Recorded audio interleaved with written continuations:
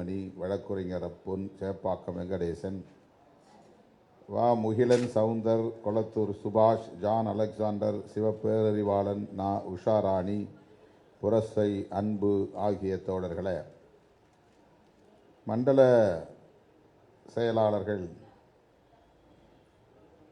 பொறுப்பாளர்கள் ரூதர் கார்த்திக், இரா. செல்வம், ச. அம்பேத் வளவன், பள்ளிக்கரணை வீரமணி, கதிர் ராவணன், மடுவை மகேஷ், வழக்குரைஞர் அருண் பிரேம், தலித் செல்வம், வழக்குரைஞர் Pu. Kumar, C. K. Arjunan, Manoharan, Kalthoon Ravi, Perambur Raji, S. M. Munir, Neela Melavalavan ஆகிய தோழர்களே, மற்றும் இந்த நிகழ்வில் பங்கேற்று தமது இரங்கலை தெரிவித்து அமர்ந்திருக்கிற கட்சியின் முன்னணி பொறுப்பாளர்கள் Vanniyarasu, Aatralarasu, Ezhil Caroline, Neelavanathu Nilavan, S. S. Balaji, Aloor Shanavas, Panaiyur Babu, Viduthalai Chezhiyan, கு. பாவலன், சங்கத்தமிழன், தமிழினியன் உள்ளிட்ட முன்னோடிகளே,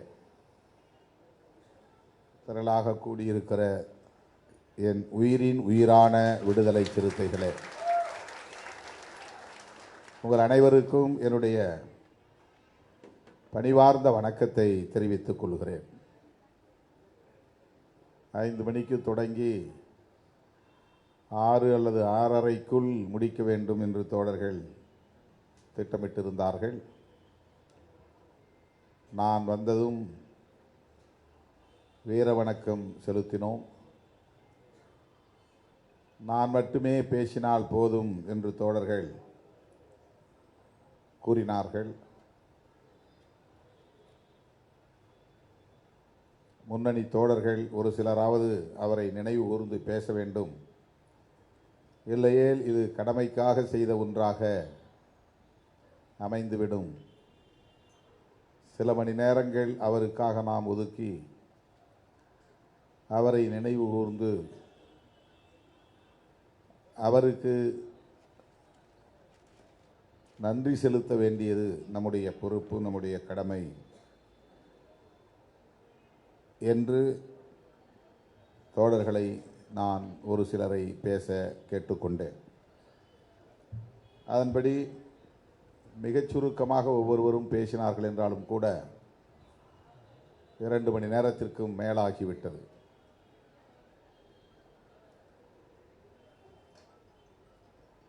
தம்பி பாவரசு அவர்கள்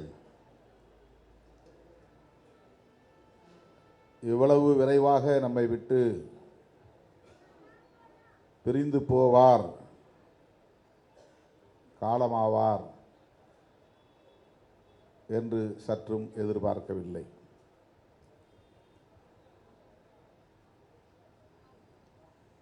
தோழர்கள் குறிப்பிட்டதைப் போல இது நமக்கு பெரும் அதிர்ச்சி மட்டுமல்ல, பெரும் இழப்பு. மதுரையிலே அவருடைய சொந்த ஊருக்கு அருகிலே மதுரை மாவட்டத்து தோழர்கள் ஒருங்கிணைத்த மாபெரும் பொதுக்கூட்டம், வீரவணக்க பொதுக்கூட்டம் ஒன்றில் நான் பங்கேற்று உரையாற்றினேன். அந்த கூட்டத்தில் அவருடைய ஒரே மகள், சட்டப்படி தத்து எடுத்து வளர்த்த மகள் நிலாவுக்கு இயக்கத் தோழர்கள் மனமுவந்து தந்த தொகையில் 10 லட்சம் ரூபாயை ஆறுதல் நிதியாக வழங்கினோம்.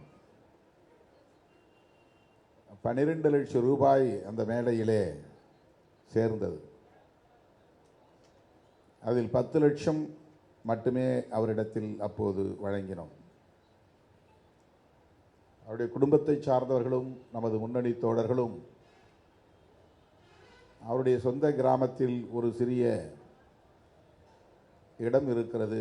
அந்த இடத்தில் அவருக்கு ஒரு அரை உருவச் சிலை வைத்து நினைவிடம் எழுப்ப வேண்டும் என்கிற கருத்தை முன்வைத்தார்கள்.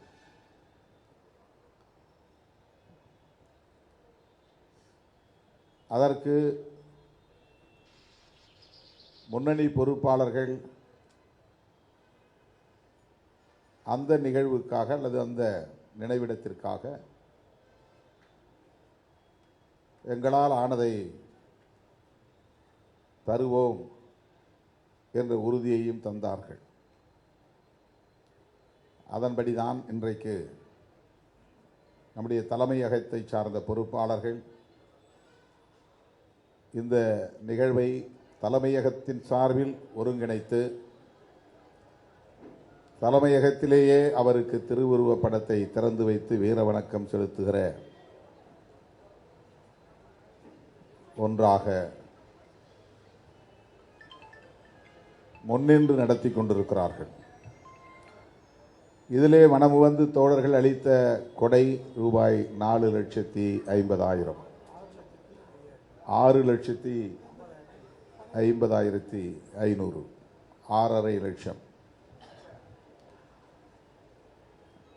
1000 2000 5000 10,000 என்று தோழர்கள் மனமுவந்து வழங்கிய நிதி மொத்தம் 6,50,000. அவ்வாறு மனமுவந்து கொடையளித்த தோழர்களுக்கு முதலில் என்னுடைய நன்றியை உரித்தாக்குகிறேன்.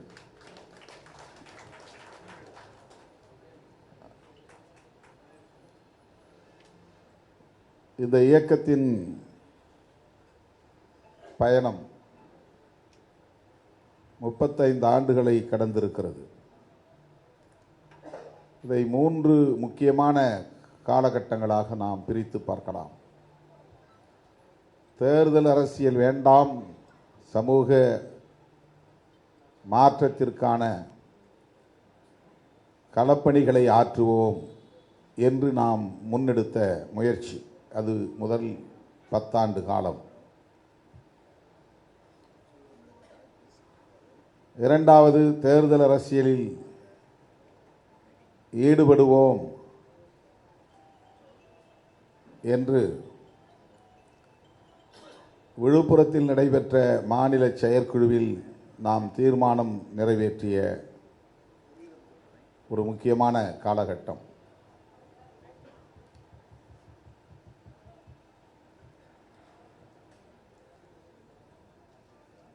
அந்த நேரத்தில் வடமாவட்டங்களில் இருந்து சாறை சாறையாக தோழர்கள் இந்த இயக்கத்திலே தன்னை இணைத்துக் கொண்டார்கள். அது 2000.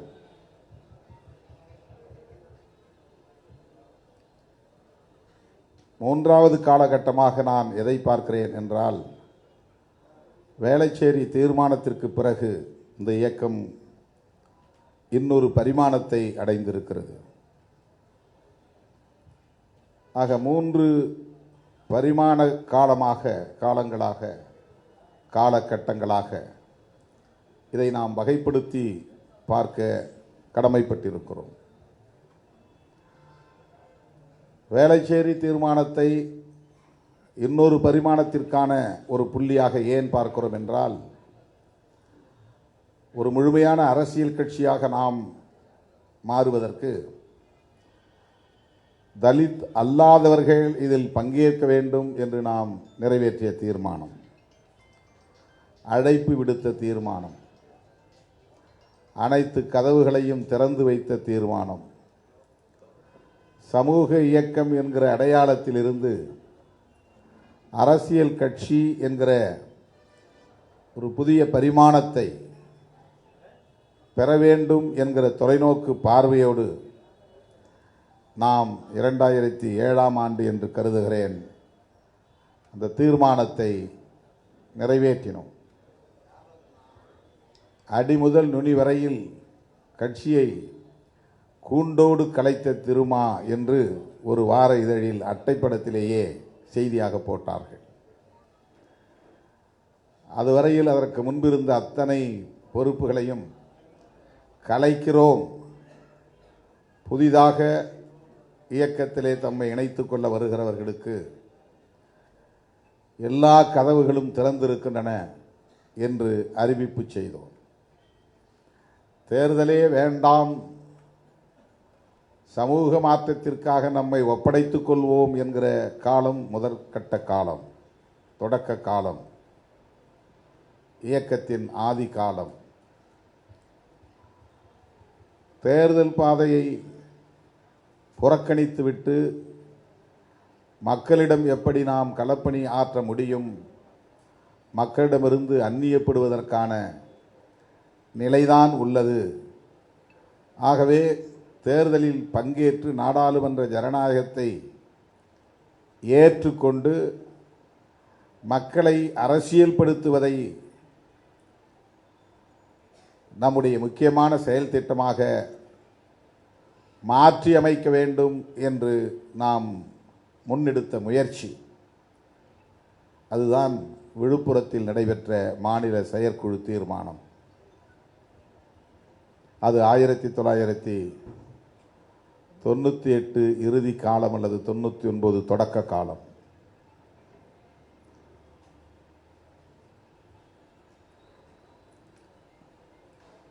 முதல் கட்டத்தில் காலகட்டத்தில்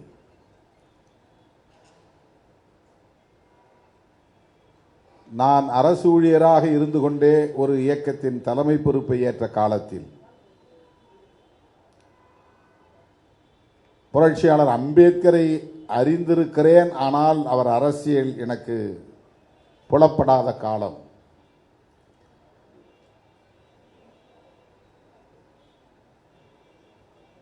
அப்படிப்பட்ட அந்த காலச்சூழலில் என் தலைமையை ஏற்றுக்கொண்டு என்னோடு கைகோர்த்து களமாடிய தோழர்களுள் முதன்மையானவர் தம்பி பாவரசு. நூற்றுக்கணக்கான தோழர்கள், அவர்களுள் ஒருவர். ஏன் என்னை அவர்கள் ஏற்றுக்கொண்டார்கள், எது அவர்களை என்னை நோக்கி ஈர்த்தது, எந்த நோக்கத்தில் என் பின்னால் அவர்கள் அணிவகுத்தார்கள், இவற்றுக்கெல்லாம் எனக்கு இன்றைக்கும் விடை தெரியவில்லை. வெறும் சாதி அடையாளம்தான் என்றால், இதற்கு முன்பு இருந்த சாதி இயக்கங்களுக்குள் இவர்கள் போய் தன்னை ஈடுபடுத்தி கொண்டார்களா என்ற ஆய்வையும் நாம் மேற்கொள்ள வேண்டியிருக்கிறது. இதற்கு முன்பு விடுதலை சிறுத்தைகள் என்கிற இயக்கம் உருவாவதற்கு முன்பு திருமாவளவன் என்கிற ஒரு தலைமை உருவாவதற்கு முன்பு புரட்சியாளர் அம்பேத்கரின் பெயரில் தமிழகத்தில் இயக்கங்கள் உண்டா என்றால் உண்டு, செயல்பட்டனவா என்றால் செயல்பட்டன, தலைவர்கள் இருந்தார்களா என்றால் இருந்தார்கள்.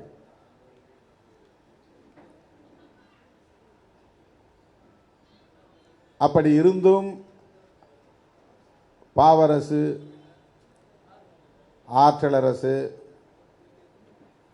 கலைவாணன், முடக்காத்தான் பாண்டியன், இப்படி ஒரு பட்டியலை நாம் சொல்லிக்கொண்டே போகலாம்.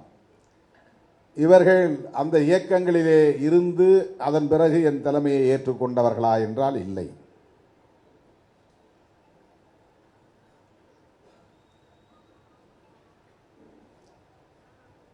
ஆற்றலரசு மேலூர் வட்டாரத்தை சார்ந்தவர். அவர் தலித் பாந்தர் இயக்கத்திலே இருந்தார். ஆனால் பாவரசு அந்த இயக்கத்தில் இருந்தாரா என்றால் இல்லை. அவர் திராவிட முன்னேற்ற கழக தொண்டராக இருந்தார். அவருடைய குடும்பம் திராவிட முன்னேற்ற கழகத்தை சார்ந்த குடும்பம். கலைவாணன் அப்படி எந்த அடையாளமும் இல்லாமல் இருந்தார். முடக்காத்தான் பாண்டியன் அப்படி எந்த அடையாளமும் இல்லாமல் இருந்தார். எத்தனையோ அரசியல் கட்சிகள், எத்தனையோ அம்பேத்கர் இயக்கங்கள், எத்தனையோ நீலத்துண்டு அணிந்த தலைவர்கள்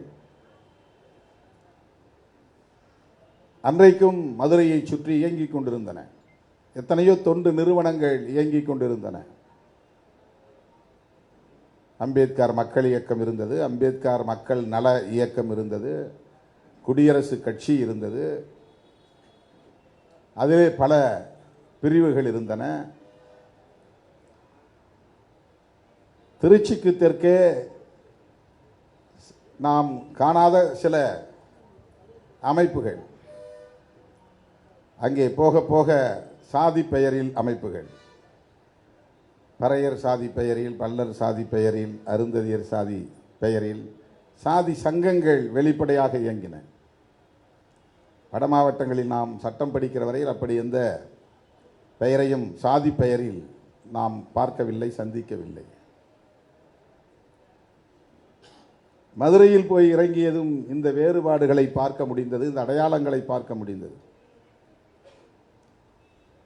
அண்ணன் மலைச்சாமி அவர்கள் என்னை அழைத்து ஒரு கூட்டத்திலே முதலாக பேசச் சொன்னார். அது அம்பேத்கர் மக்கள் கல்விக் கழகத்தின் சார்பில் ஒருங்கிணைக்கப்பட்ட அம்பேத்கர் நூற்றாண்டு விழாவை நோக்கி என்கிற நிகழ்ச்சி. அதிலே PL பொன்னுசாமி IAS என்கிற ஒரு அதிகாரி வந்து சிறப்புரை வழங்க அழைக்கப்பட்டிருந்தார், வந்திருந்தார். அப்போது தலித் பேந்தர் என்கிற அடையாளம் எனக்கு தெரியாது, அந்த அமைப்பை பற்றி எதுவும் அவர்கள் சொல்லவும் இல்லை. அம்பேத்கர் மக்கள் கல்வி கழகம் அது ஒருங்கிணைத்த நிகழ்ச்சி. அதிலே நான் ஒரு 2 நிமிடம் தான் பேசியிருப்பேன். PL பொன்னுசாமி மலைச்சாமி அண்ணன் அவர்களை அழைத்து அவனை நிறுத்தச் சொல் என்று சத்தம் போட்டார். இப்படியே சொன்னார், ஒருமையிலேயே சொன்னார். என் காதில் விழுந்தது. நான் ஆவேசமாக பேசிக் கொண்டிருந்தேன். இளைஞர்கள், இளம் பெண்கள் கைகளை தட்டி ஆரவாரம் செய்தார்கள். 100 பேருக்கும் குறைவான கூட்டம்தான். நிகழ்ச்சி முடிந்ததும் வெளியே வந்ததும் சில இளைஞர்கள் ஓடி வந்து, நீங்கள் எந்த ஊர், என்ன ஊர், எந்த மாவட்டம் என்றெல்லாம் வினவினார்கள். எனக்கு அது புதிதாக இருந்தது. பிறகு வெளிப்படையாக கேட்டார்கள், நீங்கள் என்ன சாதி என்றே கேட்டார்கள், பறையரா என்றே கேட்டார்கள்.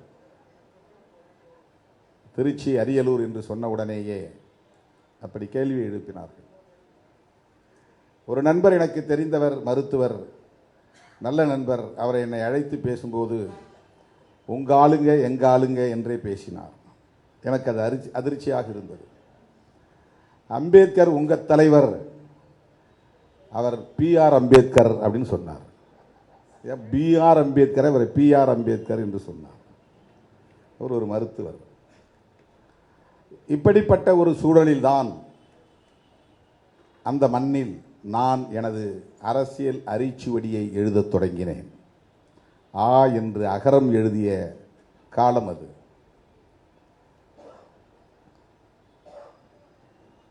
நான் ஏற்கனவே புகழ்பெற்ற ஒரு நபராக எந்த இயக்கத்திலும் இருந்ததில்லை. ஒரு அரசு ஊழியர், அவ்வளவுதான். அரசியலில் எந்த அனுபவமும் கிடையாது, அல்லது எந்த ஒரு இயக்கத்திலும் ஒரு அதிகாரமுள்ள பதவியில் இருந்து அதன் மூலம் 4 பேருக்கு அறிமுகமானவன் என்கிற அடையாளமும் எனக்கு இல்லை. ஆனால் இந்த இளைஞர்கள் என்னை நோக்கி வந்தார்கள், இரவு பகலாக என்னை தேடி வந்தார்கள், எப்போதும் என்னை சுற்றி வந்தார்கள், என்னை நேசித்தார்கள். நான் எழுதுகிற முழக்கங்களை திரும்ப திரும்ப சொல்லி பார்த்தார்கள். நான் எழுதுகிற முழக்கங்களை அச்சிலே ஏற்றி பேருந்துகளில் ஒட்டி பார்த்தார்கள். நான் அவர்களை இரவு நேரங்களில் அழைத்து கொண்டு போய் சுவர்களில் வெள்ளை அடிக்க கற்றுக் கொடுத்தேன். நானே பிரஷை பிடித்து புரட்சியாளர் அம்பேத்கர் என்று பெயரை எழுதினேன். விழிப்பாய் இரு, நெருப்பாய் எழு என்று முழக்கம் எழுதினேன். நாங்கள் இப்போது ஆடுகள் அல்ல, சீரிப்பாயும் சிறுத்தைகள் என்று சுவரொட்டிகளை அச்சிட்டு விநியோகம் செய்தேன். இரவெல்லாம் இந்த பணிகளை செய்துவிட்டு விடியற்காலை உறங்காமலேயே அலுவலகம் போனேன். இப்படி ஒரு காலத்தில்தான் வெறும் தொழிலாளியாக தம் வாழ்வை நடத்தி கொண்டிருந்த பாவரசு அதன் மூலம் வருகிற வருமானத்தை கொண்டு குடும்பத்தை நடத்தி கொண்டிருந்த பாவரசு மற்ற தம்பிகள் என்னை தேடி வந்தார்கள், என்னை சூழ்ந்து கொண்டார்கள். திருமாவளவனோடு போனால் எம்எல்ஏ ஆகலாம் என்று கனவு கண்டு வரவில்லை, அல்லது இந்த கட்சியிலே சேர்ந்து ஒரு பதவியை வாங்கினால் அது ஒரு பகட்டாக இருக்கும் என்று நம்பி வரவில்லை, அது ஒரு பெருமை அளிக்கக்கூடியதாக இருக்கும் என்று நம்பி வரவில்லை. எதுவுமே தீர்மானிக்கப்படாத காலம் அது. எனக்கே எதுவும் தெரியாது. எனக்கு முன்னால் எல்லாம் இருள்மயமாகத்தான் இருந்தது. போடப்பட்ட பாதையில் நான் பயணிக்கவில்லை. தார் சாலையில் நான் வண்டி ஓட்டவில்லை. யாரோ நடந்த பாதையில் நான் நடக்கவில்லை. எட்டிய தூரம் வரையில் கல்லும் முள்ளுமாகத்தான் இருந்தது, காடும் மேடுமாகத்தான் இருந்தன. புரட்சியாளர் அம்பேத்கருடைய அரசியலோ தந்தை பெரியாரின் அரசியலோ பெரிதாக எனக்கு தெரியாது, ஆழமாக தெரியாது. எந்த அரசியல் கட்சிகளோடும் எனக்கு தொடர்பு இல்லை, அதிகார வர்க்கத்தோடு தொடர்பு இல்லை. மெத்த படித்தவர்கள் யாரும் எனக்கு துணையாக இல்லை. இதை செய் அதை செய் என்று அறிவுறுத்த ஆள் இல்லை.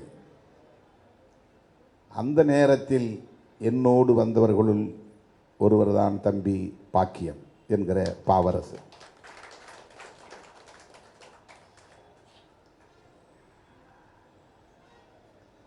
என்னுடைய நடவடிக்கைகளை பார்த்த காவல்துறை, குறிப்பாக உளவுத்துறை, குறிப்பாக கியூ பிரான்ச் என்னை பற்றிய வதந்திகளை பரப்பியது. திருமாவளவன் யார் என்று உங்களுக்கு தெரியுமா? அவன் நக்சல்வாதிகளோடு தொடர்பில் இருப்பவன், வெடிகுண்டு வைக்கிற கும்பலுக்கு அடைக்கலம் தரக்கூடியவன், விடுதலை புலிகளுக்கு நெருக்கமானவன். விடுதலை புலிகள் லட்சம் லட்சமாய் திருமாவளவனுக்கு பணம் கொடுக்கிறது. அந்த பணத்தை வைத்துக் கொண்டுதான் அவன் இப்படி இளைஞர்களை தவறாக வழிநடத்துகிறான், வன்முறையை தூண்டுகிறான். இப்படி அப்போதே உளவுத்துறை, குறிப்பாக கியூ பிரான்ச் எனக்கு எதிரான அவதூறுகளை பரப்பியது. அதற்கு காரணம் இல்லாமல் இல்லை. அவர்கள் தேடிய நபர்கள் அங்கொன்றும் இங்கொன்றுமாக நம்முடைய இயக்கத்தோழர்களோடு தொடர்பில் இருந்திருக்கிறார்கள். அது அவர்களுடைய வாழ்க்கை. எந்த ஊருக்கு போனாலும் யாராவது ஒருவரோடு அவர்களுக்கு நம்பிக்கைக்குரிய நட்பு தேவைப்படுகிறது. தமிழ்நாட்டில் உருவான எல்லா புரட்சிகர இயக்கங்களும் எந்த ஓபிசி தலைவரையும் நம்பி போனதில்லை. எஸ்சி மக்களிடம்தான் வந்து அடைக்கலம் எடுத்துக்கொண்டார்கள். எங்கெல்லாம் காலனிகள், சேரிகள் இருக்கின்றனவோ அங்குதான் இரவு தங்கி மாட்டுக்கறி சமைத்து தாருங்கள் என்று கேட்டு சாப்பிட்டு விட்டு போவார்கள். இவர்கள்தான் காட்டிக் கொடுக்க மாட்டார்கள், நம்பிக்கைக்குரியவர்கள் என்று தமிழ்நாடு முழுவதும் சேரி மக்களோடு உறவாடிய தருணங்கள் அவை. இன்றைக்கு இந்தியா முழுவதும் மாவோயிஸ்டுகள் அப்படித்தான் தலித்துகளிடமும் பழங்குடி மக்களிடமும் தான் தங்கி அரசியல் செய்கிறார்கள். அப்போது அவர்கள் தேடிய நபர்கள் சிலர் இந்த இயக்கத்தோடு தன்னை அடையாளப்படுத்திக் கொண்ட ஒரு சில இளைஞர்களோடு நட்பில் இருந்திருக்கிறார்கள், தொடர்பில் இருந்திருக்கிறார்கள் என்கிற சந்தேகம்தான். என்னை துரத்து என்று துரத்தினார்கள்.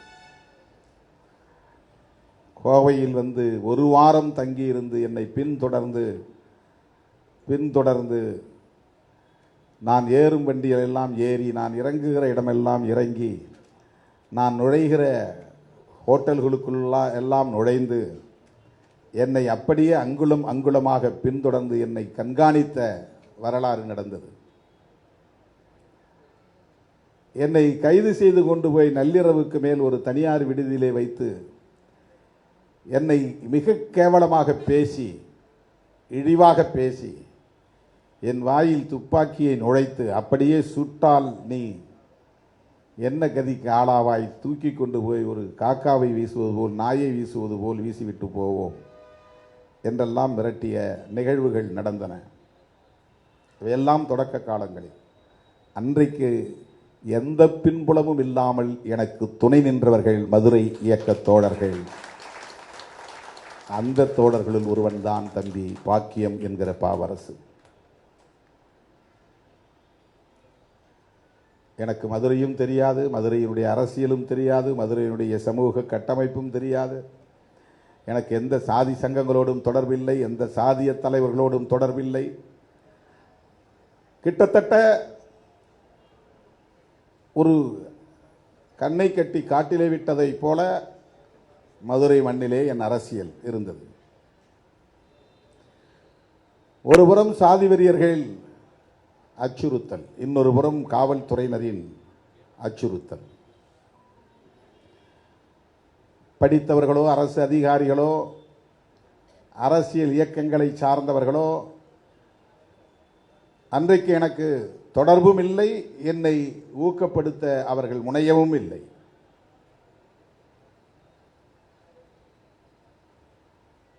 எப்படி இந்த இளைஞர்களுக்கு அந்த துணிச்சல் வந்தது என்று இப்போது எண்ணி பார்த்தாலும் எனக்கு வியப்பு மேலிடுகிறது. ஒரு நாள் என்னை சிவகங்கை மாவட்டத்தை சார்ந்த காவல்துறை அதிகாரி ஒருவர் வலுக்கட்டாயமாக வண்டியிலே தூக்கி போட்டு இழுத்து சென்றார்கள். என்னை காணவில்லை என்ற தகவல் பரவியதும் அந்த இரவு முழுவதும் மதுரை பதற்றத்திற்குள்ளானது. விடியற் காலை மதுரை தீப்பற்றி கொண்டது. பாவரசு குடியிருக்கும் பகுதியிலே ஒரு அரசு பேருந்து குறிவைத்து தாக்கப்பட்டது, தீ வைக்கப்பட்டது என்றெல்லாம் தகவல்கள் வெளியாகின. நான் அப்போது பள்ளத்தூர் என்கிற இடத்திலே, சிவகங்கை மாவட்டத்திலே ஒரு காவல் நிலையத்திலே அடைத்து வைக்கப்பட்டிருந்தேன். எங்கிருந்து வந்தது இவர்களுக்கு இந்த துணிச்சல்? இன்றைக்கும் எனக்கு அது புரியாத புதிராக இருக்கிறது. வெளியே வருவதற்கே அச்சப்படுகிற சமூகம், காவல் நிலையத்திற்கே சென்று பழக்கப்படாத சமூகம், பொதுவெளியில் போராட்டங்களில் பங்கேற்காத இளைஞர்கள், அரசியல் படுத்தப்படாத இளைஞர்கள். திருமாவளவனை யாரோ பிடித்து கொண்டு போய்விட்டார்கள், தூக்கி கொண்டு போய்விட்டார்கள், கடத்தி கொண்டு போய்விட்டார்கள் என்கிற தகவல் மட்டும்தான் அவர்களுக்கு கிடைத்தது. அவர்கள் யாரும் அந்த இரவு உறங்கவில்லை. அன்றைக்கு அவர்கள் ஆற்றிய எதிர்வினை, யார் இந்த திருமாவளவன் என்கிற கேள்வியோடு ஊடகங்கள் என்னை சந்திக்க வந்தன. முதலில் என்னை வந்து சந்தித்தது துக்ளக் இதழ்தான். இந்த கேள்வியை அப்படியே வைத்தார் அந்த நிருபர், இன்றைக்கும் இருக்கிறார், மனா என்கிற தோழர். அவர் கேட்டார், நான் துக்ளக்கில் இருந்து வந்திருக்கிறேன், ஊடகத்தளத்தில் யார் இந்த திருமாவளவன் என்ற கேள்வி எழுந்துள்ளது, நீங்கள் யார்தான் என்று சொல்லுங்களேன் என்று வந்து என்னிடத்தில் கேட்டார். நான் ஒரு SRH பில்டிங் என்கிற ஒரு வணிக வளாகத்தில் 10க்கு 10 அறையில் தரையில் பாய் போட்டு உட்கார்ந்திருந்தேன். அவருக்கு நான் சொன்னேன், நான் யாராக இருந்தால் என்ன, துக்ளக் இதழுக்கு நான் பேட்டி தரமாட்டேன் என்று சொன்னேன். முதலில் அவருக்கு அதிர்ச்சி ஆகிவிட்டது. அப்போது அவர் சொன்னார், நான் நீங்கள் நினைக்கிற ஆள் இல்லை, நான் ரொம்ப டெமோக்ராட்டிக்கான ஆள், நல்லபடியாக தான் எழுதுவேன், பேட்டி கொடுங்கன்னாரு. கடைசி வரலும் நான் பேட்டி கொடுக்கல, காஃபி கொடுத்து அனுப்பிச்சுட்டேன்.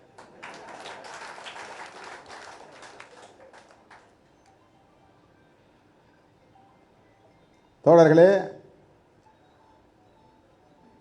மதுரை மாவட்ட ஆட்சியரை சூழ்ந்து கொண்ட பெண்கள் அவரை கொண்டு வந்து மீண்டும் மதுரையில் விடுகிற வரை நாங்கள் விடமாட்டோம் என்று முற்றுகையிட்டார்கள்.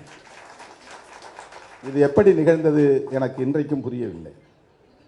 இதை லீட் பண்றதுக்கு யாரும் லீடர் கிடையாது, இப்படி செய்யுங்கள் என்று சொல்லுவதற்கு யாரும் ஆள் கிடையாது, பயிற்றுவிக்கப்பட்டவர்கள் இல்லை,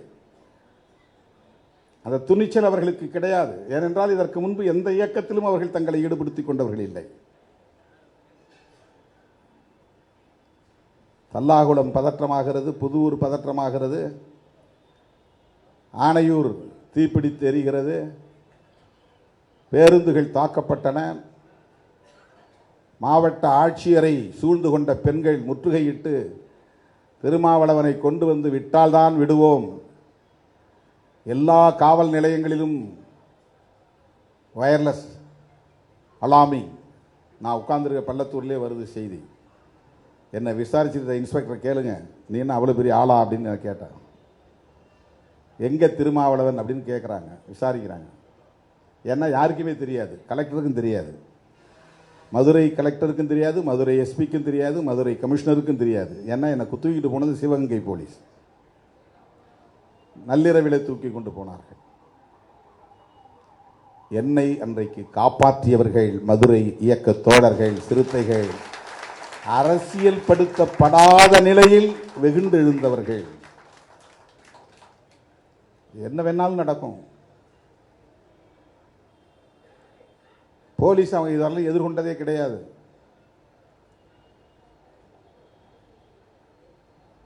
மேடைகளில் நான் பேசுகிற போது காவல்துறையை கண்டு அச்சப்படக்கூடாது என்பதற்காக ஒரு அரசு ஊழியராக இருந்து கொண்டே காவல்துறையை மிக கடுமையாக நான் விமர்சித்திருக்கிறேன். இந்த ஒடுக்கப்பட்ட மக்களை மட்டும் குறிவைத்து தாக்குகிற காவல்துறையினரை திருப்பி தாக்குவோம் என்கிற கருத்தை நான் மேடைகளில் பேசியிருக்கிறேன். காவல் நிலையத்தை தாக்குவோம் என்று பேசியிருக்கிறேன். இதனால் உந்தப்பட்ட இளைஞர்கள் அன்றைக்கு வீதிக்கு வெளியே வந்தார்கள். ஒருமுறை பந்தல்குடியிலே நான் அப்படி பேசிக் கொண்டிருந்த போதே தோழமை இயக்கங்களின் சார்பில் பேச வந்த தலைவர்கள் சொல்லிக் கொள்ளாமலேயே போய்விட்டார்கள், நழுவி விட்டார்கள். என்ன நடக்குமோ, இவன் இப்படி பேசுகிறான், போலீஸ் பாதுகாப்புக்கு நிற்கிறவெல்லாம் முறைச்சி முறைச்சி பார்க்குறான், வெறும் 100 பேர் கூடியிருக்கிற கூட்டம், முதிர்ச்சி இல்லாமல் இவன் பேசுகிறானா, பின்விளைவுகளை பற்றி பேசுகிறானா, ஒரு அரசு ஊழியர் என்கிற நினைப்பு கூட இல்லாமல் இவன் பேசுகிறானே, இப்படி அவர்களுக்கு பல கேள்விகள் எழுந்திருக்க வாய்ப்பு இருக்கிறது. சொல்லிக் கொள்ளாமலே போய்விட்டார்கள். காவல் நிலையத்தை தகர்ப்போம் என்று மேடையிலே பேசும்போது அந்த இளைஞர்களின் நரம்புகளில் ரத்தம் ஓடவில்லை, நெருப்பு ஓடியது. அவர்களின் உடல் சூடானது. அப்படி நரம்புகளில் நெருப்பு பாயக்கூடிய ஆற்றல் பெற்ற இளைஞனாக வீதிக்கு வந்தவன் தான் தம்பி பாக்கியம் என்கிற பாவரசு. அந்த நூற்றுக்கணக்கான தோழர்களுள் அவனும் ஒருவன்.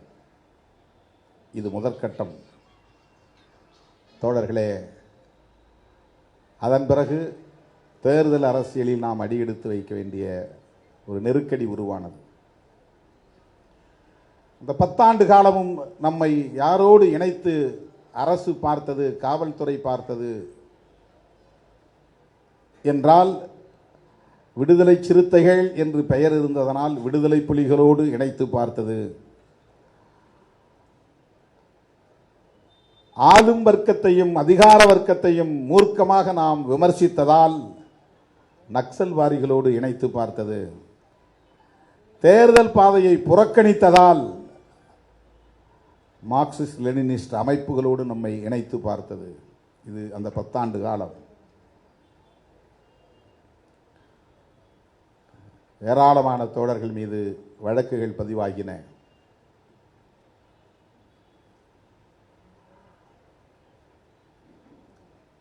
மதுரையிலே வள்ளியூரிலே ஒரு சிலை உடைக்கப்படுகிறது. இது ரொம்ப முக்கியமான ஒரு திருப்பு முனை விடுதலை சிறுத்தைகள் இயக்க வரலாற்றில். அம்பேத்கருடைய சிலை சேதப்படுத்தப்பட்டதை கண்டித்து மதுரையில் சிறுத்தைகள் ஆங்காங்கே மறியலில் ஈடுபடுகிறார்கள். அப்போதே நமக்கு எதிரான சக்திகள் வரலாற்றை இருட்டடிப்பு செய்தார்கள் என்பதும் முக்கியமானது. அதை பற்றி ஒரு ஆய்வு எடுத்தார் ஒரு நண்பர். எந்த இடத்திலும் சிறுத்தைகளை பற்றிய பதிவே இல்லை. இந்த போராட்டத்தை எடுத்ததே சிறுத்தைகள் தான். கோரிப்பாளையத்திலே மறியல், மேலவாசலிலே மறியல், சுப்பிரமணியபுரத்திலே தோழர்கள் வீதிக்கு வந்து மறியல், பந்தல்குடி தோழர்கள், மீனாம்பாள்புரம் தோழர்கள், தல்லாகுளம் தோழர்கள், புதூர் தோழர்கள், கரும்பாலை தோழர்கள், எஸ்எம்பி காலனி தோழர்கள் என்று எல்லோரும் அந்த மறியலில் ஈடுபடுகிறார்கள். இதெல்லாம் அவங்களுக்கு புதுசு. அம்பேத்கர் சிலையை உடைத்தால் கண்டனம் தெரிவிக்க வேண்டும் என்பது மட்டும்தான் தெரிகிறது. மறியல் போராட்டத்தில் ஈடுபட வேண்டும் என்கிற உந்துதல் அவர்களுக்கு வந்தது. அதனால் என்ன எதிர்விளைவு ஏற்படும் என்பது அவர்களுக்கு தெரியாது. மறியலில் ஈடுபட்டவுடன் சாதி வெறி அமைப்புகளை சார்ந்தவர்கள் காவல்துறையை முந்திக் கொண்டு வந்து நம்மை தாக்கினார்கள், இயக்கத் தோழர்களை தாக்கினார்கள், மீனாம்பாள்புரத்தை சூறையாடி தீ வைத்தார்கள், பந்தல்குடிக்குள்ளே நுழைந்து தாக்குதல் நடத்தி அங்கே நான் திறந்து வைத்த அரை உருவச் சிலையை 2 மணி நேரம் அடித்து சம்மட்டியால் அடித்து அதை பெயர்த்து எடுத்து கொண்டு போய் வைகை ஆற்று மணலில் புதைத்தார்கள். அவ்வளவையும் காவல்துறை வேடிக்கை பார்த்தது.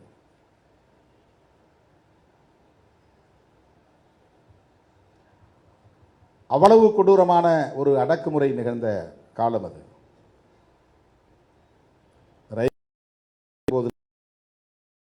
ரத்தம் சிந்திய வன்முறை அது.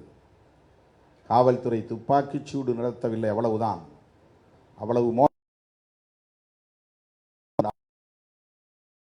மோசமடையும் நிலை ஏற்பட்டது. மருத்துவமனையில்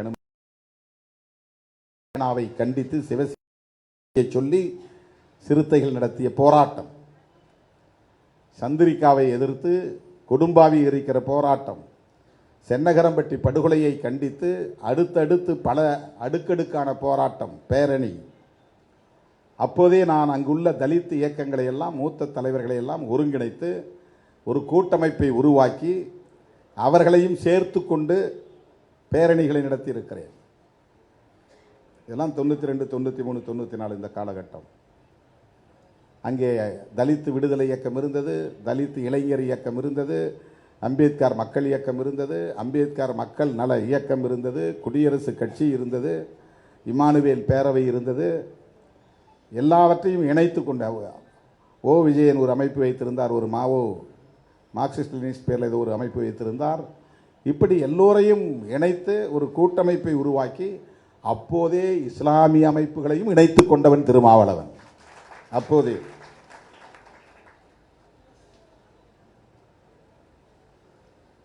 வீடுகள் பற்றி எறிந்தால், வெள்ளத்தில் பாதிக்கப்பட்டால் இஸ்லாமிய அமைப்புகளின் தோழர்களை அணுகி அந்த குடும்பங்களுக்கு உதவி செய்ய கேட்டுக்கொண்ட காலம் அது.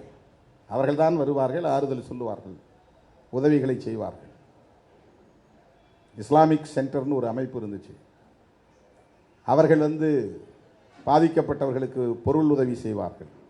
அந்த இணக்கத்தை அன்றைக்கே நான் தொடங்கியவன். பாபர் மசூதி இடிக்கப்பட்ட போது 3000 பேரை திரட்டி சைக்கிள் பேரணி நடத்தினோம். அத்தனை களங்களிலும் தன்னியல்பாக முன்கள பணியாளராக தன்னை ஈடுபடுத்தி கொண்ட ஒரு போராளி தம்பி பாக்கியம் என்கிற பாவரசு. நீங்களாம் இதை செய்யுங்க போங்க, நான் எதையுமே அவங்களுக்கு வேலையை பிரித்து இதை செய்யுங்கலாம் சொல்கிறதில்லை. தன்னார்வத்தோடு வேலை செய்யக்கூடிய தோழர். எனக்கு ரொம்ப ஆச்சரியமாக இருக்கும். அவன் போய் தென்னை மரத்தில் ஏறி சுத்தம் பண்ணிட்டு 200 ரூபா கூலி வாங்கிட்டு வருவான். அந்த பணத்தை வாங்கிட்டு நேரடியாக என்ன பார்ப்பான். இப்போ கூட இருக்கிறான் சிக்கந்தர் ஜாவடி ஜெயராமன் ஒரு தம்பி. அண்ணே ஏதாவது முழக்கம் எழுதி கொடுங்க, நான் ஒரு போஸ்ட் அடிக்கிறேன். இப்போ நான் ஏதாவது சம்பவங்களை ஒட்டி ஒரு முழக்கங்களை எழுதி கையில் எழுதி கொடுப்பேன். அப்படியே போய் ஒரு 200 போஸ்டர் 100 போஸ்டர் அடித்து ஒட்டுவாங்க. இப்படித்தான் அந்த இயக்கம் அந்த 10 ஆண்டு காலம் இருந்தது. வட மாவட்டங்களில் திட்டக்குடி படுகொலையை தொடர்ந்து பரவத் தொடங்கியது. அப்போது திமுக அரசு ஆட்சியில் இருந்த காலம். பாமகவோடு கூட்டணி வைப்பதற்கான முஸ்தீபுகள் நடந்து கொண்டிருந்த நேரம். மருத்துவர் ராமதாஸ் வெளிப்படையாகவே இந்த இயக்கத்தை பற்றி கடுமையான குற்றச்சாட்டுகளை வாரி இறைத்தார்.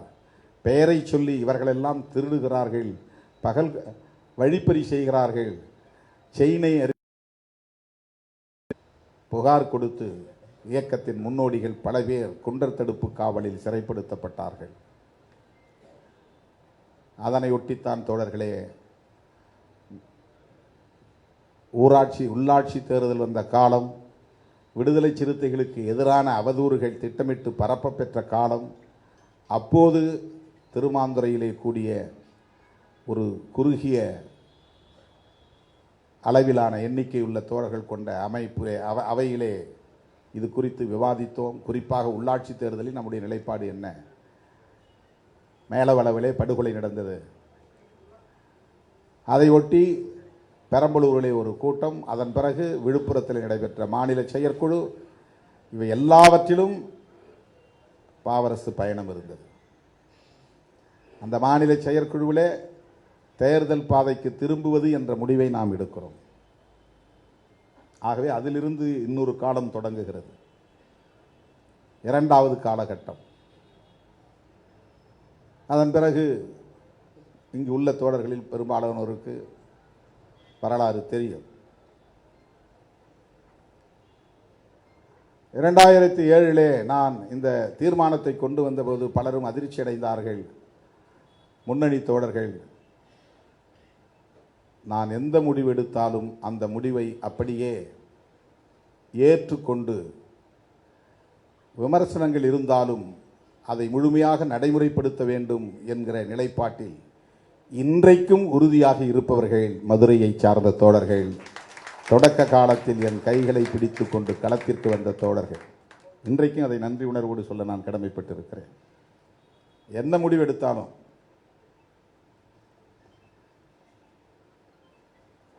இந்த 1999க்கு பிறகு வந்தவங்கள பல பேர் கட்சி விட்டு வெளியே போயிருக்கிறாங்க, அவதூறு பரப்பியிருக்கிறாங்க, விமர்சனங்களை செய்திருக்கிறாங்க. ஆனால் மதுரையில் என் கைகளை பிடித்து அரசியலுக்கு வந்த தோழர்கள் இதுவரையில் என்னோடு தொடர்ந்து நிற்கிறார்கள். ஒரு நபர் கூட வெளியேறியதில்லை.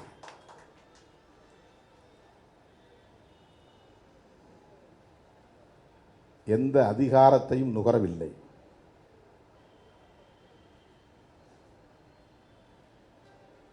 தம்பி பாவரசு ஒரு முறை கள்ளக்குறிச்சியிலே வேட்பாளராக நிற்கிற வாய்ப்பை பெற்றார். இங்கே தோழர்கள் உஞ்சையரசன் அவர்களை பற்றியும் பாவரசு அவர்களை பற்றியும் பேசுகிற போது அவர்கள் எந்த அளவுக்கு ஈடுபாடு கொண்டவர்களாக இருந்தார்கள், அதே நேரத்தில் எந்த அளவுக்கு இயக்கத் தோழர்களோடு முரண்பட்டு நின்றார்கள், எல்லாவற்றையும் பார்க்கிற போது குணம் நாடி குற்றம் நாடி அவற்றுள் மிகை நாடி மிக்க குழல் என்கிற குரலுக்கு ஏற்ப கட்சி நலனையே அவர்கள் முன்னிறுத்தினார்கள் என்பது மிகை நாடி என்கிற நிலையில் இருந்தது. அதைவிட நான் இன்னும் சிறப்பாக சொல்ல வேண்டுமானால், திருமாவளவன் எடுக்கிற முடிவுக்கு நாம் துணை நிற்க வேண்டும் என்பதில் அவர்கள் உறுதியாக இருந்தார்கள்.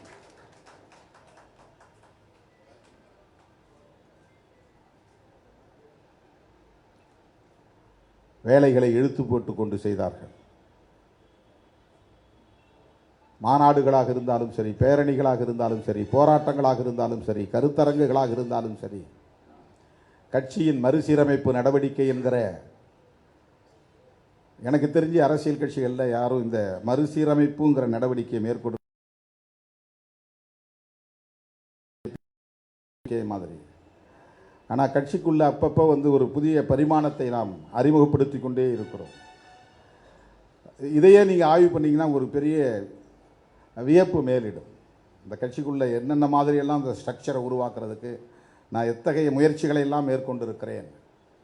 ஒருங்கிணைந்த மாவட்ட அமைப்பாளர்களை நியமனம் செய்த காலம், அமைப்பாளர்கள் என்பதை மாற்றி பிறகு செயலாளர்கள் என்று நியமனம் செய்த காலம், ஒரு ரெவென்யூ மாவட்டத்தை 2ஆக பிரித்த காலம், பிறகு 4ஆக பிரித்த காலம். இதற்காக எடுத்துக்கொண்ட முயற்சியும் செலவிட்ட நேரமும் செலவிட்ட சக்தி, அந்த ஆற்றலும் அளப்பரியது, அளவிடவே முடியாது. உங்களுக்கு அது சாதாரணமாக தெரியும். இப்போ தான் ஒரு தம்பி வந்து சொன்னான் அன்னைக்கு, பண்ணி விடவேன், ஆனால் இப்போ தானே தெரியுது இது எவ்வளோ பெரிய கஷ்டமான வேலைன்னு.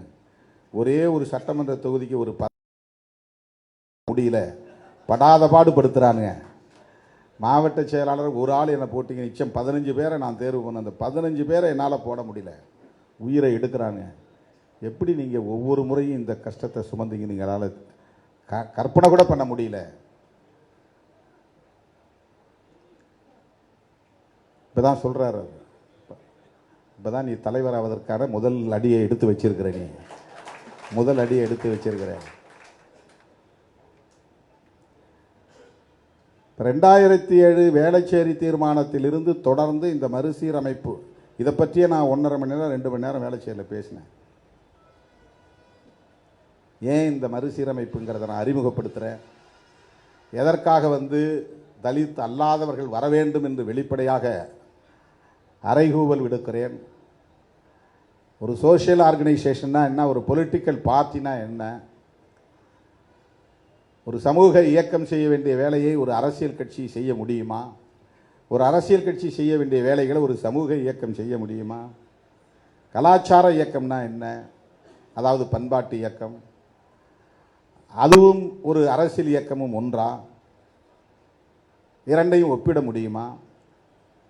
ஒற்றை அஜெண்டா வைத்துக்கொண்டு இயங்குகிற இயக்கங்களுக்கும் பல்வேறு பரிமாணங்களின் அடிப்படையில் பல வகையான செயல் திட்டங்களை வைத்துக்கொண்டு இயங்குகிற ஒரு அரசியல் கட்சிக்கும் பெரிய வேறுபாடு இருக்கிறது. ஆக விடுதலை சிறுத்தைகள் கட்சி என்பது ஒரு குறிப்பிட்ட சாதிக்கான அடையாளத்தோடு மட்டுமே பயணித்தால் ஒரு கட்டத்திற்கு மேலே அது தேக்கம் அடைந்து நின்றுவிடும், முடங்கிவிடும். அது ஒரு சாதி சங்கமாகவே சுருங்கிவிடும். அது பொது நீரோட்டத்தில் பங்கேற்கிற வாய்ப்பை பெறாது. அனைத்து தரப்பினரின் கவனத்தை ஈர்க்காது. ஒரு செக்டேரியன் பாலிடிக்ஸ் என்கிற வகையிலே ஒரு குறிப்பிட்ட தரப்பை சார்ந்தவர்களுக்கு மட்டுமே அது தெரிய வரும். அங்கேயே ஒரு தாக்கத்தை அது ஏற்படுத்தி கொண்டிருக்கும். ஒரு குறிப்பிட்ட காலத்திற்கு மேலே அது விரிவடையாது. இப்படித்தான் எல்லா அம்பேத்கர் இயக்கங்களும் சிதைந்து போயின. அந்த தேக்கத்தை உடைக்கிறோம். வெறும் நீல நிறத்தை மட்டுமே பயன்படுத்திக் கொண்டிருந்த அம்பேத்கர் இயக்க கொடியில் முதலில் சிவப்பை சேர்த்தவன் திருமாவளவன். அங்கிருந்தே தொடங்குகிறது. தலித்துகளின் பிரச்சனைகளை பற்றி மட்டுமே பேசிக் கொண்டிருந்த அம்பேத்கர் இயக்கங்கள் இந்தியா முழுக்க பொது பிரச்சனைகளையும் பேசுகிற முதல் இயக்கமாக பரிணமித்தது விடுதலை சிறுத்தைகள் கட்சி. அம்பேத்கர் படங்களை மட்டுமே கொள்கை ஆசானின் படமாக போட்டுக் கொண்டிருந்த துண்டறிக்கைகளிலும் சுவரொட்டுகளிலும் பெரியார் படத்தை முதலில் இணைத்த இயக்கம் விடுதலை சிறுத்தைகள் கட்சி. 5 கொள்கை முழக்கங்களை சமகாலத்தில் இதுதான் எங்கள் கொள்கை முழக்கம், இதுதான் எங்கள் கொள்கை அறிக்கை, இதுதான் எங்கள் கொள்கைக்கான செயலுக்கான களங்களை வரையறுக்கக்கூடிய கொள்கை முழக்கங்கள் என்று சாதி ஒழிப்பை, தமிழ் தேசியத்தை, மகளிர் விடுதலையை, பாட்டாளி வர்க்க விடுதலையை, ஏகாதிபத்திய எதிர்ப்பை முன்மொழிந்த இயக்கம் விடுதலை சிறுத்தைகள் கட்சி. சாதி ஒழிப்பை பற்றி அம்பேத்கர் இயக்கங்கள் இந்தியா முழுவதும் பேசியிருக்கும். மொழிவழி தேசியத்தை எந்த அம்பேத்கர் இயக்கமும் அதோடு இணைத்து பேசியதாக எனக்கு தெரியவில்லை. பாட்டாளி வர்க்க அரசியலை அம்பேத்கர் இயக்கம் உயர்த்தி பிடித்தது என்றால் இந்தியாவிலேயே மார்க்சியத்தை இணைத்து பேசுகிற ஒரு இயக்கமாக, ஒரு மாநில அளவில் அதை முதன்மைப்படுத்துகிற இயக்கமாக விடுதலை சிறுத்தைகள் கட்சி தான் எனக்கு தெரிந்து.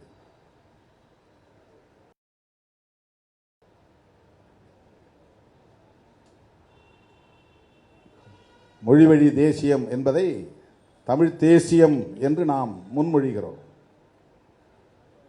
பாட்டாளி வர்க்க விடுதலை என்றால் அது கம்யூனிஸ்ட் கட்சிகளுக்கு மட்டுமே உரியது என்று இருந்த நிலையை மாற்றி ஒடுக்கப்பட்ட விளிம்பு நிலை மக்கள் அனைவரும் பேசுகிற அரசியல் பாட்டாளி வர்க்க விடுதலை அரசியல் என்பதை நிலைநாட்டிய இயக்கம் விடுதலை சிறுத்தைகள் கட்சி. ஏராளமான இடதுசாரி இயக்கங்களில் பணியாற்றிய தோழர்களை உள்வாங்கினேன். நான் சொல்லுவதை மட்டுமே கேட்கக்கூடிய ஆட்கள் வேண்டும் என்று நான் பார்க்கவில்லை. இந்த களத்தில் அறிவார்ந்த தளத்தில் பணியாற்றியவர்கள் பலரும் வரவேண்டும் என்று தேடி பலரை இந்த இயக்கத்திற்குள்ளே நான் இணைத்திருக்கிறேன்.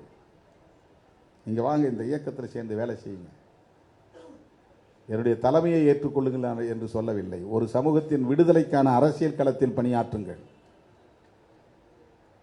தனிநபராக இருந்து எதையும் சாதித்து விடப் போவதில்லை. ஒரு மக்கள் இயக்கத்திற்குள்ளே ஐக்கியப்படுத்திக் கொள்ளுங்கள். இதெல்லாம் நானே முன்னெடுத்த முயற்சி. கிறித்தவ இயக்கங்களோடும் இஸ்லாமிய இயக்கங்களோடும் ஒரு நல்லுறவை பேண வேண்டும் என்று நானே அவர்களின் அலுவலகங்களுக்கு தேடி போய் படியேறி உறவை மேம்படுத்திக் கொண்டேன். இடதுசாரி கட்சிகளின் அலுவலகங்களை தேடி போய் அந்த உறவை வளர்த்து கொண்டேன். இதையெல்லாம் எதேச்சையாக நிகழ்ந்து விடவில்லை. ஒரு திட்டமிட்ட செயல் திட்டத்தின் அடிப்படையில் தான் இதையெல்லாம் மேற்கொண்டோம். அப்படிப்பட்ட எல்லா காலகட்டத்திலும் நான் சொன்ன இந்த 3 வகையான காலகட்டத்தில் நான் எடுக்கிற எல்லா முடிவுகளையும் முறைப்படுத்த வேண்டும். அடுத்த நொடிய களத்தில் இறங்கக்கூடிய 2 பேர் என்று சொன்னால், ஒருவர் உஞ்சை அரசன், அவரை விட அதிவேகமாக பாயக்கூடிய தோழர் பாக்கியம் என்கிற பாவரசு. அப்படின்னா மற்றவங்கெல்லாம் இல்லையான்னு இங்கே அப்படி ஒரு கம்பேர் பண்ணக்கூடாது. இன்றைக்கு நம்மோடு இல்லாத தோழர்களின் அருமையை பற்றி பேசிக் கொண்டிருக்கிறோம். அப்படி ஒரு சிலர் விரல் விட்டு எண்ணக்கூடிய ஒரு சில தோழர்களின் அந்த பங்களிப்பு தான் எனக்கு ஒரு உந்து ஆற்றலை தருகிறது. அப்போ அவங்கெல்லாம் இல்லைன்னா என்னால் அப்படி இயங்கி இருக்க முடியாது. நேரத்தில் இவங்கெல்லாம் என் கூட இல்லைன்னா எனக்கு ஒரு பயம் வந்திருக்கும். டிரான்ஸ்ஃபர் வாங்கிட்டு நான் சென்னைக்கு வந்திருப்பேன். எதுக்கு இப்படிப்பட்ட ஊரில் இங்கே இருக்கணும், வேண்டாம் அப்படின்னு நான் சென்னைக்கு வந்திருக்க முடியும். ஆக்சுவலாக என்னை ஒரே வருஷத்தில் கோயம்புத்தூருக்கு மாற்றிட்டாங்க. கோயம்புத்தூர் மாற்றியும் கூட நான் கோயம்புத்தூர்காரனாக இல்லை, மதுரைக்காரனாகவே இருந்தேன்.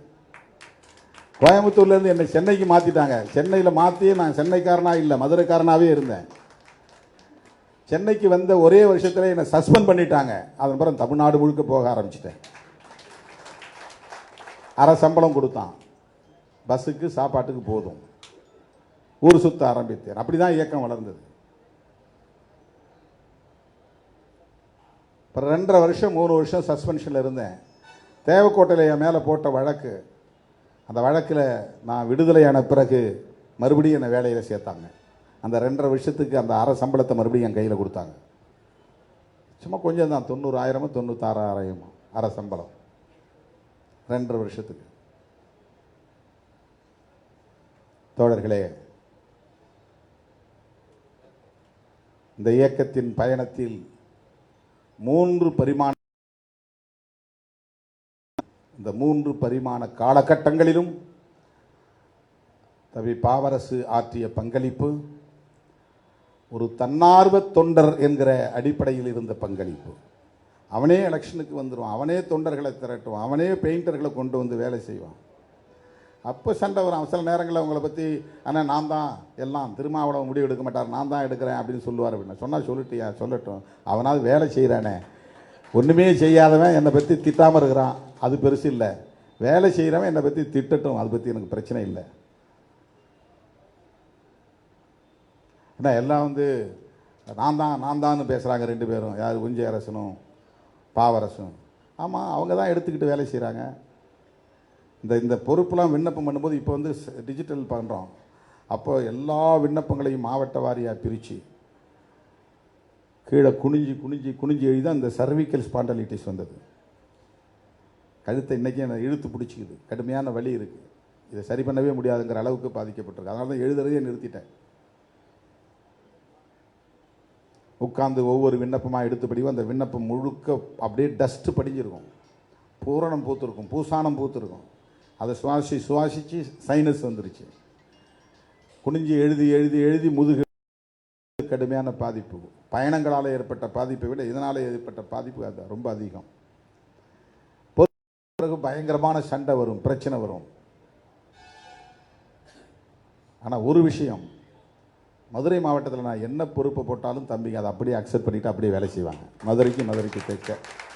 இப்போ கூட நான் போட்டதில் இந்த வட மாவட்டங்களில் ஒரு 3-4 மாவட்டங்களில் தான் என் உயிரை எடுக்கிறாங்க. அந்த பகுதிகளில் அப்படியே சரி, நான் அண்ணன் சொன்னால் சரி, ரைட்டு, எனக்கு வேறு மாற்றி போடுங்க, உடனே ஆல்டர்னேட். உனக்கு இது கிடைக்கலையா, இதை வாங்கிக்கிறியா, ரைட்டு.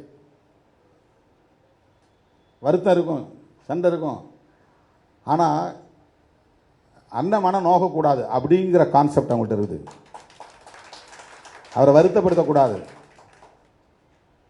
எனக்கு தெரிஞ்சு தலைமையை கடுமையாக விமர்சனம் பண்ண தோழர்கள் மதுரைக்கு தெற்க ஒருத்த கூட கிடையாது.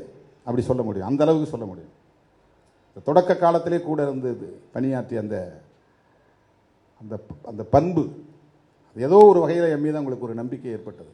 அந்த நம்பிக்கையில் ஒரு சிறு கீறல் கூட இதுவரையில் ஏற்படவில்லை. அதில் பாவரசு ஒருத்தர்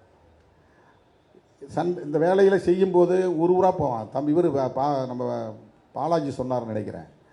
ஒரு பேரை எடுத்தோம்னா அவன் யார், அவன் பொறுப்பு என்ன, ஏற்கனவே என்ன பொறுப்பில் இருந்தான், அவன் என்ன தொழில் செஞ்சுக்கிட்டு இருக்கிறான், எது சட்டவிரோதமான தொழில் செய்கிறானா, அவனால் என்ன பாதிப்பு, அவன் மேலே என்ன நடவடிக்கை எடுத்துங்கிற உட்பட அத்தனையும் சொல்லக்கூடிய ஆள்.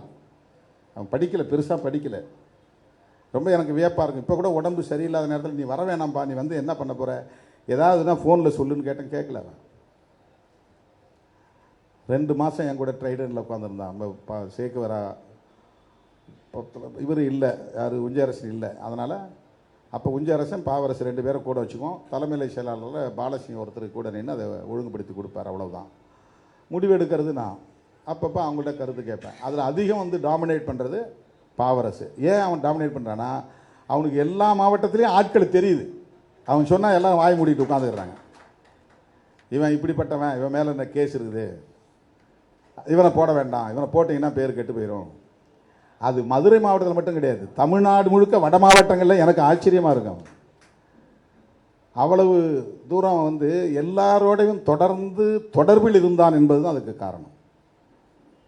என்னென்ன வழக்கு அவங்க மேலே இருந்தது அப்படிங்கிறது உட்பட சொல்லுவோம். தலைமையை எப்படி இவங்க கடந்த காலங்களில் விமர்சனம் பண்ணியிருக்கிறான், தனிமையில் விமர்சனம் பண்ணியிருக்கிறான், இப்போ என்ன பண்ணிக்கிட்டு இருக்கிறான், நாங்கள் அதை சொல்லி வேற அவரை கிண்டல் பண்ணிக்கிட்டு இருப்போம். எப்படியா உனக்கு இதெல்லாம் தெரியுது, உனக்கு அதில் ஏதாவது பங்கு இருக்கா அப்படின்னு சொல்லி கிண்டல் பண்ணிக்கிட்டு இருப்பான். இன்னும் கொஞ்சம் எழுத்து படிக்க தெரிந்த ஒரு ஆளாக இருந்திருந்தால், ஆங்கிலம் படிக்கக்கூடிய ஒரு ஆற்றல் உள்ள ஆளாக இருந்திருந்தால், அவருடைய லீடர்ஷிப் எங்கேயோ ஷைன் ஆகிருக்கும். இப்போ நான் வந்து ஒரு எம்ஏ கிராஜுவேட்டு, பிஎல் முடிச்சிருக்கிறேன், ஒரு லா கிராஜுவேட்டு, அதுக்கப்புறம் ஒரு பிஹெச்டி முடிச்சிருக்கிறேன்.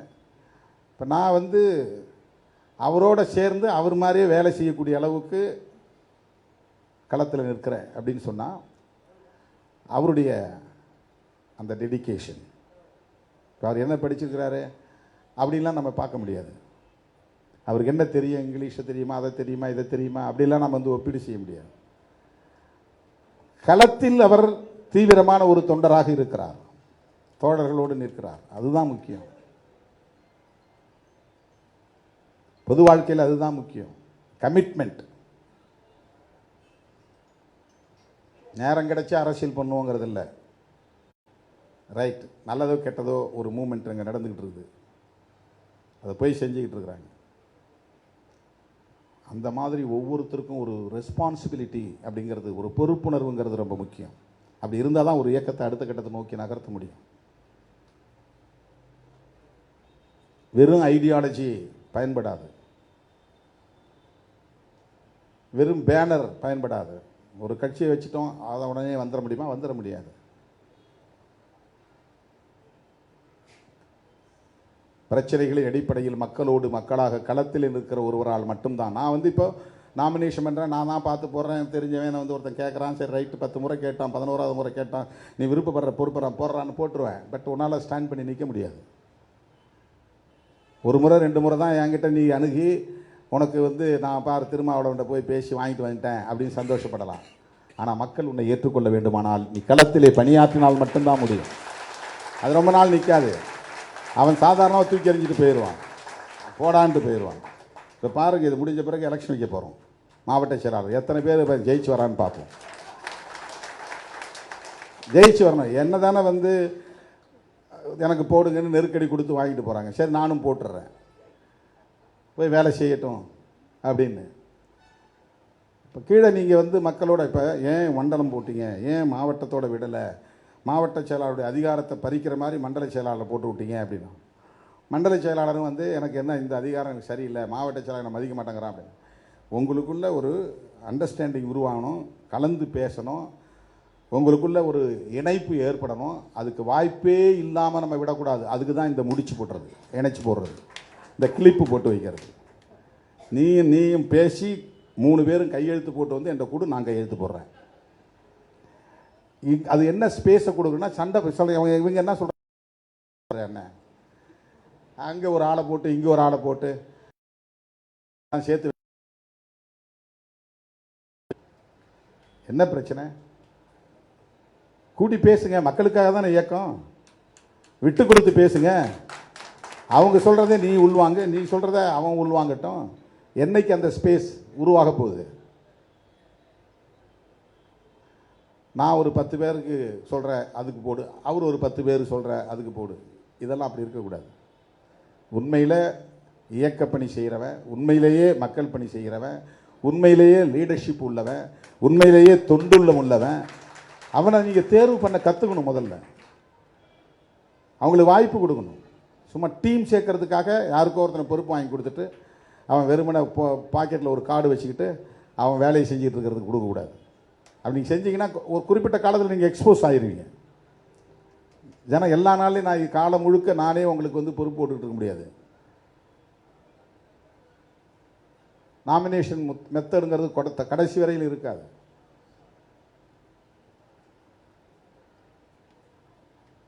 ரெண்டாயிரத்தி 11 நடைமுறைப்படுத்த நினைத்தது இப்போ நான் நடைமுறைப்படுத்துகிறோம்.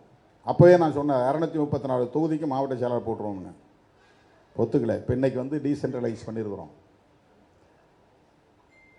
மற்ற கட்சியில் இப்படி இல்லைன்னா மற்ற கட்சியில் இல்லை, அதுக்காக நாம் ஏன் கவலை பண்ணணும்? அதே மாதிரி நம்ம ஒன்றும் காப்பி அடிக்கணும்னு அவசியம் இல்லை. நம்ம வசதிக்கு நாம் இயக்கத்தை நடத்துகிறோம், அவ்வளவுதான். நம்ம வசதிக்கு நாம் இயக்கத்தை நடத்துகிறோம். நம்முடைய கட்டமைப்பை நம்முடைய வசதிக்கு ஏற்ப நம்ம அதிகார பகிர்வை செய்து, அதிகார பரவலாக்கத்தை செய்து, எல்லோரையும் தலைவர்களாக உணரச் செய்கிற ஒரு பணியை நாம் செய்கிறோம்.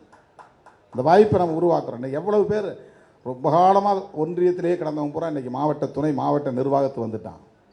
எவ்வளோ கிளையில் முகாமில் இருந்தவங்களாம் இப்போ ஒன்றிய பொறுப்பு கேட்டுக்கிட்டு பயங்கரமான ஃபைட் நடந்துக்கிட்டு இருக்குது. எனக்கு கொடு ஒன்றிய செயலாளர், பிரித்து கொடு. ஒன்றியத்தை இதுக்கு முன்னாடி 2ஆக வச்சுருந்தேன், இப்போ 4 ஆக்கு, 4 பத்தாது 5 ஆக்கு, 5 பத்தாது 6 ஆக்கு, பிரித்து கொடியா போயா 3 கவுன்சிலுக்கு ஒரு ஒன்றிய செயலாளர் போடு சொல்லிக்கிட்டு இருக்கிறேன் நான். எல்லாத்தையும் எலக்டோரல் பவுண்டரிஸ். இது இந்தியாவிலேயே முதல்ல இனிஷியேட் பண்ண இயக்கம் விடுதலை சிறுத்தைகள் கட்சி. ஆண்கள் மாவட்ட செயலாளர்னா பெண்களும் மாவட்ட செயலாளர் இளஞ்சிறுத்தைகளில், ஆண்கள் மாவட்ட செயலாளர்னா பெண்களும் மாவட்ட செயலாளர் தொழிலாளர் விடுதலை முன்னணியில், முற்போக்கு மாணவர் கழகத்தில், வழக்கறிஞர் அணியில். இதை எந்த இயக்கமும் செய்ததில்லை. முதலாக விடுதலை சிறுத்தைகள் கட்சி செய்கிறது. உங்களுக்கு மேலோட்டமாக பார்த்தா இதெல்லாம் என்ன கேலி கூத்தா இருக்குது, இது என்ன இப்படி பண்ணுறாங்க, எல்லாரையும் போட்டால் எல்லாரும் மாநில செயலாளர் சொன்னால் அப்போ எனக்கு என்ன மரியாதை? 3 பார்லிமெண்ட்டில் வேலை செய்ய, அதுதான் மரியாதை. அதுவே போதும். ஒட்டுமொத்த மாநிலத்துக்கும் ஒன்று ஒரு ஆளாக போட்டு நீ ஒரு ஒன்றியத்துக்குள்ளேயே உட்கார்ந்துட்டு அரசியல் பண்ணிக்கிட்டு இருந்தால் கட்சி எப்படி உருப்படும்? உன் சொந்த ஊர் சொந்த ஒன்றியத்தையே தாண்டதில்லை. கேட்டால் மாநில செயலாளர். உனக்கு எங்கெங்கே உன்னுடைய ஒர்க் பவுண்டரி இருக்குன்னு கேட்டால் தெரியாது. 3 சட்டமன்ற தொகுதி ஒரு மாவட்ட செயலாளர் போட்டோம். கிழக்கு மாவட்டம், மேற்கு மாவட்டம், தெற்கு மாவட்டம் 3ஆ 4ஆ பிரிச்சு. அவங்க உட்கார்ந்த இடத்த விட்டு வேற எங்கேயும் போனதே இல்லை.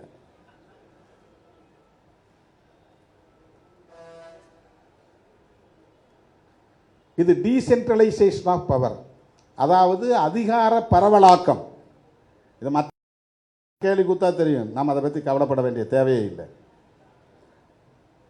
மற்ற கட்சிகளில் நாம் முதல்ல 2 சட்டமன்ற தொகுதிக்கு ஒரு மாவட்ட செயலாளர் போட்ட போய் கிண்டல் பண்ணாங்க. இன்னைக்கு அதையே ஃபாலோ பண்ணுறாங்க. பாருங்க, விரைவில் ஒரு சட்டமன்ற தொகுதிக்கு ஒரு மாவட்ட செயலாளர் போடுற காலம் வரும். அல்லது வராமல் கூட போகலாம், அது வேற விஷயம். ஆனால் இது சரி என்று ஒப்புக்கொள்ளுகிற நிலை வரும். அதுக்கடுத்து பாராளுமன்ற தொகுதி, அதான் நமக்கு எலக்டோரல் பவுண்டரி. அது எந்த ரெவென்யூ மாவட்டத்தில் இருக்குன்னு பார்க்காத, ஒரு பார்லிமெண்ட் தான் உனக்கான செயல் களம். அந்த ஒரு பார்லிமெண்ட்டுக்கு ஒரு மாநில துணை செயலாளர்.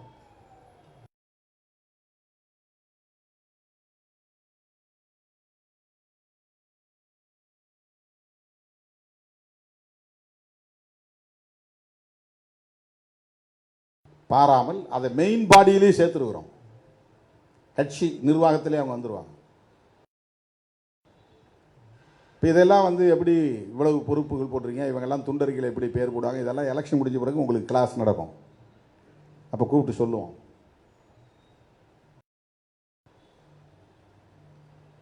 ஒரு 150 பேருக்கு மேலே துணை பொதுச் செயலாளர் கேட்டுக்கிட்டு மனு கொடுத்துருக்குறாங்க. ஒரு 200-250 பேருக்கு மேலே அமைப்பு செயலாளர் கேட்டு மனு கொடுத்துருக்குறாங்க.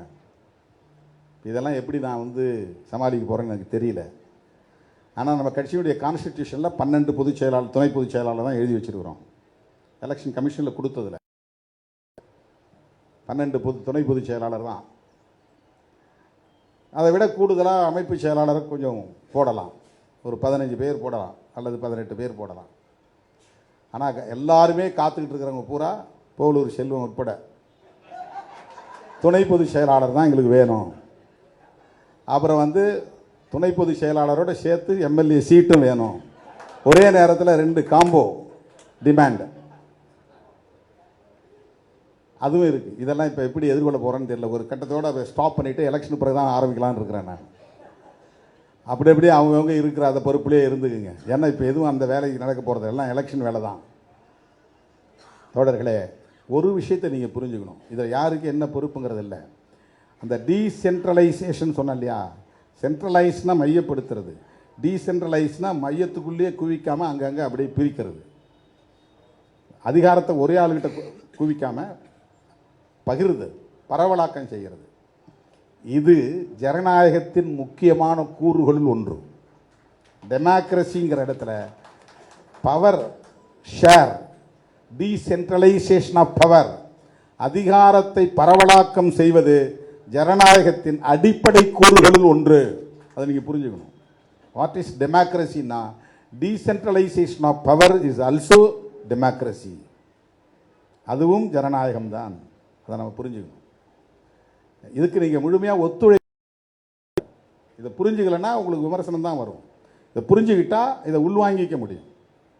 இப்போ நம்ம சகத்தோட நானும் ஒன்றா, இப்போ ஈக்குவாலிட்டிக்கு தானே நம்ம போராடுறோம். அம்பேத்கர்னா ஈக்குவாலிட்டி தானே, சமத்துவம் தானே, சமத்துவத்திற்கு தானே இயக்கம். எத்தனை சீட்டுங்கிற கணக்குக்காகவா இயக்கம்? சமத்துவத்திற்குத்தான் இயக்கம். இந்த எலெக்ஷன் வரும் போகும், தேர்தல் நெருங்கிக்கிட்டு இருக்கு, எல்லாம் பதற்றமாகிட்டு இருக்கிறாங்க. நாம் மட்டும்தான் பீஸ்ஃபுல்லாக இருக்கிறோம். வர்றது வரட்டும், போகிறது போகட்டும், எதை பற்றியுமே நம்ம கவலைப்படலை. எனக்கு மட்டும் நெருக்கடி வரும் சீட்டை வாங்கின பிறகு. அது ஒவ்வொரு தேர்தலையும் எனக்கு வரக்கூடிய நெருக்கடி.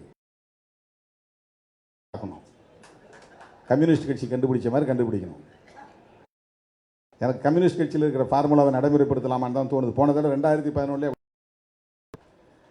அதை திட்டமிடுறதுக்கு எனக்கு வந்து துணையாக ஆள் இல்லை. எல்லாரும் சேர்ந்து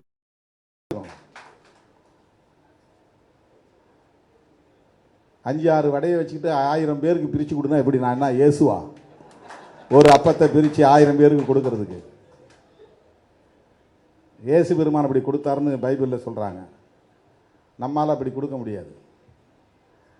5 தொகுதினா 5 பேருக்கு தான் தர முடியும், 6 தொகுதினா 6 பேருக்கு தான் தர முடியும். அதில் சில கிரைட்டீரியாவை வைக்கலாம். அந்தந்த தொகுதியில் இருக்கிற இயக்கத்தோடர்கள் முதல்ல நம்முடைய பார்ட்டி அக்செப்டன்ஸ் வரணும், அதுக்கப்புறம் பப்ளிக் அக்செப்டன்ஸ் வரணும். சும்மா வந்து வேண்டியவங்க அப்படிங்கிற அடிப்படையில் நான் பாட்டு தூக்கி கொடுத்துட்டு போகிறோம்னா ஜெயிக்கணும்ல.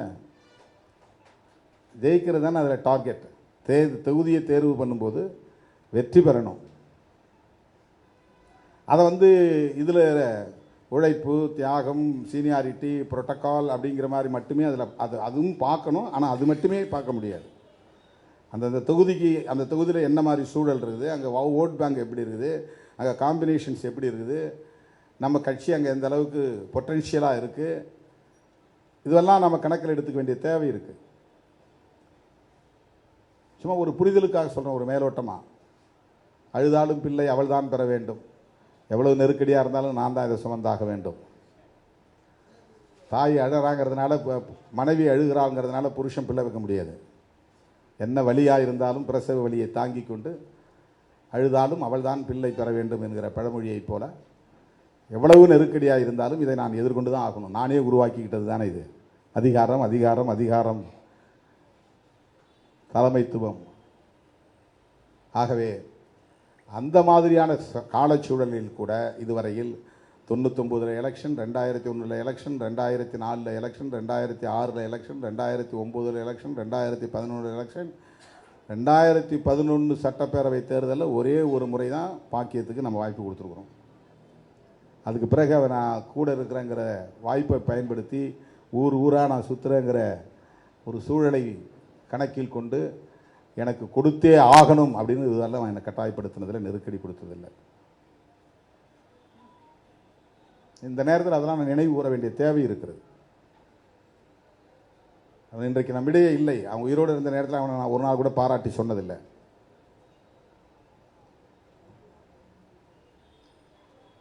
தம்பி பாக்கியம் என்கிற பாவரசு இந்த இயக்கத்தின் வளர்ச்சிக்காக ஆற்றிய பங்களிப்பு நாம் ஒவ்வொருவரும் அறிந்த ஒன்று, உணர்ந்த ஒன்று.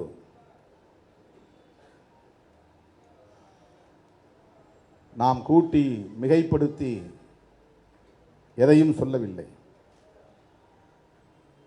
சங்கத்தமிழன் சொன்னது போல விமர்சனங்கள் உண்டு. அணுகுமுறையிலே எல்லோரிடத்திலும் நமக்கு விமர்சனம் உண்டு.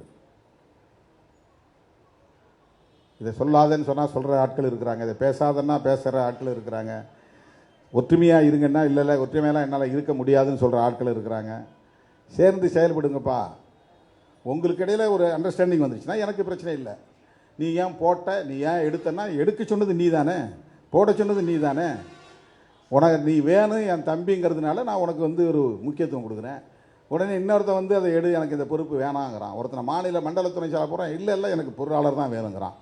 மண்டல துணை செயலாளர் வேல்யூ அவனுக்கு தெரியல. ஒருத்தனை மாநில செயலாளர் போடுறான், இல்லை எனக்கு மண்டலம் கொடுன்றான். மாநில செயலாளருக்குரிய வேல்யூ அவனுக்கு தெரியல. இப்படி தான் நான் புரிஞ்சு வேண்டியதாக இருக்குது. அப்புறம் போட்டதை ஏன் எடுத்தாங்கிறான். நீ அங்கே ஒற்றுமையாக இருந்து நான் எடுத்த முடிவுக்கு ஒத்துழைப்பு நடந்தால் அங்கே ஏன் பிரச்சனை வரப்போகுது? அங்கே ஏன் பிரச்சனை வரப்போகுது? வேற எங்கேயும் அந்த மாதிரி நடக்கல இல்லை, ஒரு சில இடங்களில் தான் நடக்குது. இப்போ ஒற்றுமை அப்படிங்கிறது ரொம்ப முக்கியம். என்ன பண்ண போகிறோம் நம்ம? திடீர்னு இப்போ பாவரசு காணாமல் போயிட்டாரு. அவரோட நம்ம சண்டை போட்டு கிடந்தால் என்ன சாதிச்சிட போகிறோம்? நமக்குள்ளேயே ஒரு கட்சிக்குள்ளேயே ஒரு அண்டர்ஸ்டாண்டிங், ஒரு புரிதல், ஒரு நல்லிணக்கம், ஒரு ஒற்றுமை, ஒரு விட்டு கொடுத்தல், ஒரு அரவணைப்பு, ஒரு அனுசரிப்பு, அது நடந்தால் தானே அடுத்த கட்டத்தை நோக்கி நகர முடியும். நாம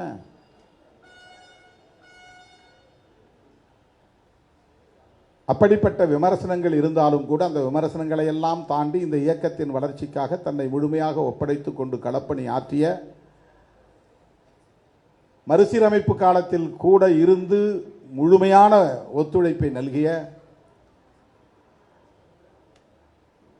வாழ்விலும் தாழ்விலும் எப்போதும் விசுவாசத்தோடு என் கைகளை பிடித்துக் கொண்டு களமாடிய, எத்தனையோ பல நெருக்கடிகளை சந்தித்து உடல் நலிவையும் சந்தித்து இந்த இயக்கத்தின் வளர்ச்சிக்காக தன்னை ஒப்படைத்துக் கொண்ட தம்பி பாக்கியம் என்கிற பாவரசு அவர்களுக்கு லட்சோப லட்சக்கணக்கான விடுதலை சிறுத்தைகளின் சார்பில் எனது செம்மாந்த வீர வணக்கத்தை செலுத்தி இந்த ஏற்பாட்டை செய்த தலைமையக பொறுப்பாளர்கள் அத்தனை பேருக்கும் என்னுடைய நன்றியை தெரிவித்து முடிக்கிறேன். நன்றி, வணக்கம்.